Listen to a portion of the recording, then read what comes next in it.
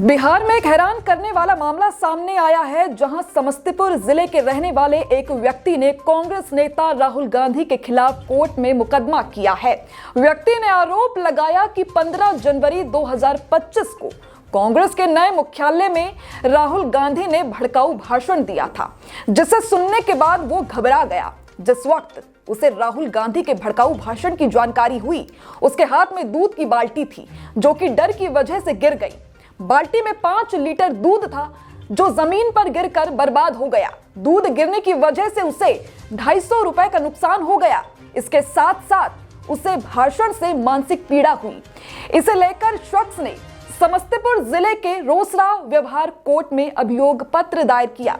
समस्तीपुर के रोसड़ा थाना इलाके के सोनपुर गांव के रहने वाले मुकेश कुमार चौधरी ने कोर्ट में दायर किए अभियोग पत्र में आरोप लगाया कि कांग्रेस सांसद राहुल गांधी ने भारत की राज्य व्यवस्था के विरुद्ध भड़काऊ भाषण दिया। राहुल ने कांग्रेस मुख्यालय इंदिरा भवन के उद्घाटन के बाद पार्टी नेताओं को संबोधित करते हुए कहा कि उनकी लड़ाई सिर्फ बीजेपी और आरएसएस से नहीं, बल्कि इंडियन स्टेट से है। दायर किए गए अभियोग पत्र में दावा किया गया कि कांग्रेस सांसद राहुल गांधी ने भारतीय राज्य व्यवस्था के विरुद्ध लड़ाई लड़ने की बात की और इसका विरोध किया। भारतीय राज्य व्यवस्था के विरुद्ध वो अपने मन में किसी भी हद तक जाने के लिए योजना बनाए हुए हैं।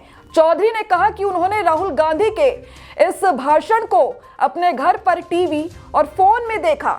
जिस वक्त उसे राहुल गांधी के भाषण के बारे में जानकारी हुई, उस समय वो घर से बाल्टी में दूध लेकर निकल रहा था, लेकिन भाषण सुनकर वो इतना घबरा गया कि उसके हाथ से बाल्टी गिर गई और नीचे गिर गई, जिस वजह से 5 लीटर दूध जमीन पर गिरकर बर्बाद हो गया। दूध के जमीन पर गिरने की वजह से उसे 250 रुपए का नुकसान हुआ। इसके साथ साथ भाषण को सुनकर उसे मानसिक पीड़ा हुई।